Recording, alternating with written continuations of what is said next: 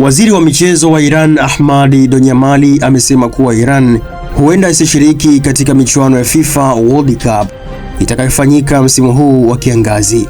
Hatua hiyo inakuja kufuatia kampeni ya kijeshi iliyoendeshwa na Marekani pamoja na mshirika wake Israel iliyoanza mwishoni mwa mwezi Februari.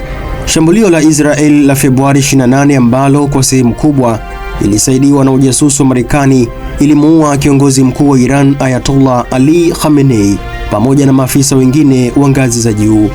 Kwa mujibu wa Amir Said Iravani, balozi wa Iran katika Umoja wa Mataifa, amesema takribani raia 1300 wa Iran wameuawa katika mashambulizi hayo.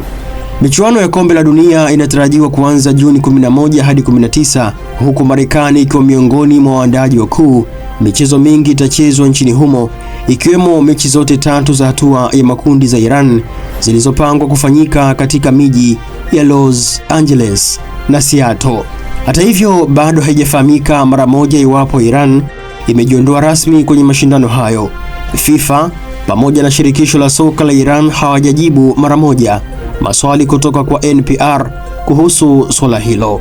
Baada ya rais wa FIFA Gianni Infantino kukutana na rais wa Marekani Donald Trump siku ya Jumanne, Infantino alisema katika taarifa kwamba Trump alisisitiza kuwa timu ya Iran bila shaka inakaribishwa kushiriki mashindano hayo nchini Marekani iwapo Iran itajiondoa muda mfupi kabla ya kuanza kwa mashindano. Hatua hiyo itakuwa ya nadra sana katika historia ya kisasa ya Kombe la Dunia. Kwa mujibu wa kanuni za FIFA, timu itakayojiondoa kwenye mashindano inaweza kukabiliwa na faini ya mamia ya maelfu ya dola pamoja na uwezekano wa kufungiwa kushiriki mashindano hayo.